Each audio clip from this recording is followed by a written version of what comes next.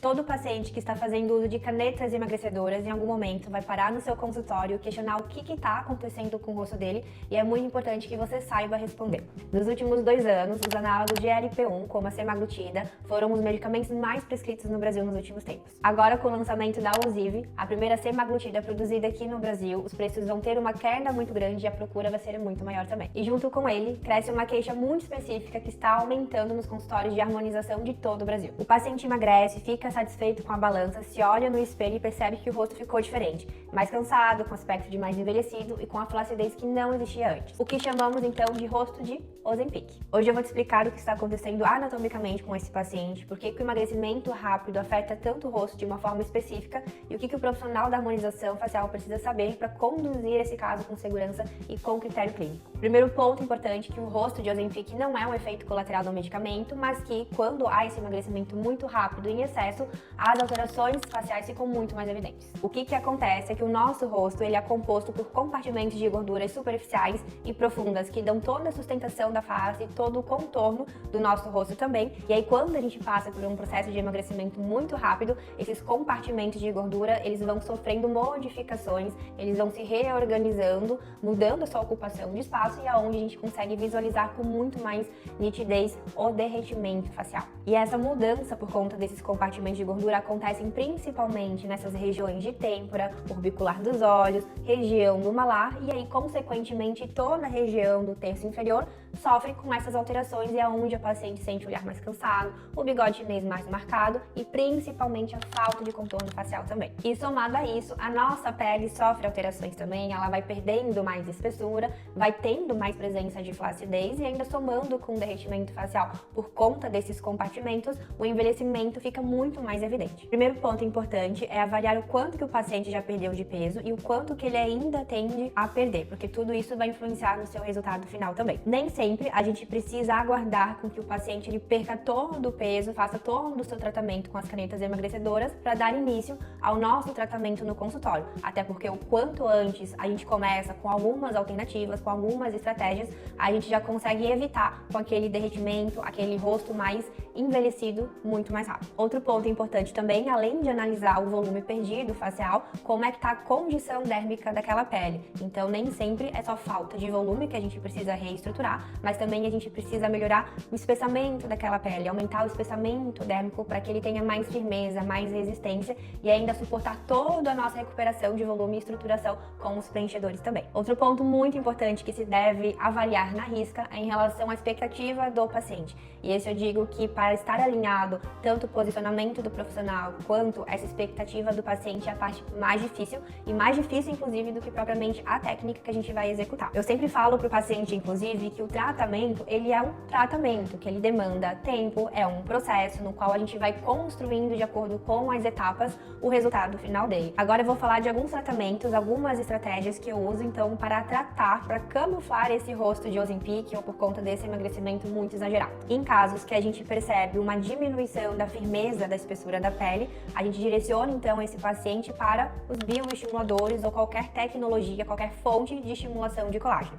Aí, dentro do mercado, a gente tem várias possibilidades, mas a mais comum e que a gente tem mais evidência científica, inclusive, é o ácido polianilático ou o famoso Sculptra, por exemplo, de marca comercial, ou também a hidroxiapatita de cálcio, como também marca comercial mais conhecida, o Radiesse. A diferença e a estratégia que a gente vai estar usando para escolher cada princípio ativo mais ideal, na verdade, depende com o meu objetivo.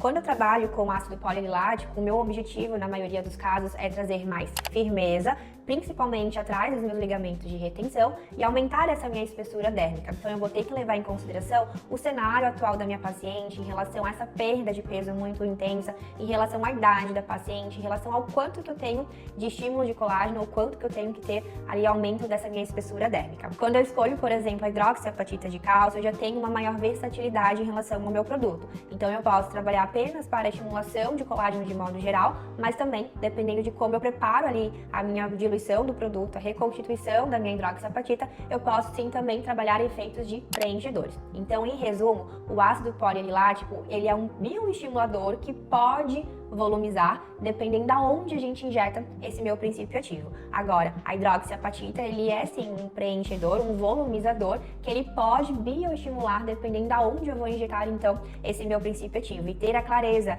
dessas diferenciações é que vai te determinar um resultado de mais excelência. Outro ponto muito importante que a gente tem que levar em consideração é a associação de terapias combinadas. Eu vou ter um resultado quando eu faço só um bioestimulador injetável, mas também eu vou entregar outro resultado para o meu paciente quando eu faço associações de terapias combinadas. E uma delas, inclusive, que vai potencializar ali o meu resultado do bioestimulador injetável, são as tecnologias. Então a gente tem hoje no mercado ultrassom microfocado de diversas marcas comerciais, mas um diferencial dele que o bioestimulador injetável não me proporciona é efeito de estimulação de colágeno a nível muscular, a nível de SMES, no nosso compartimento mais profundo, que vai ter a contração ali daquele tecido e melhorando mais ainda a firmeza. Lembrando que bioestimulador injetável, ele não proporciona efeito de lifting facial. Ele vai melhorar espessura dérmica, melhora da qualidade da pele, melhora da percepção da elasticidade da minha pele. Agora, quando eu tenho perda de volume, quando eu tenho sulcos mais evidentes por conta desse derretimento facial, por conta desse emagrecimento, por conta lá da minha reabsorção, dos compartimentos de gordura que fazem o seu papel de refinamento ou sustentação do rosto,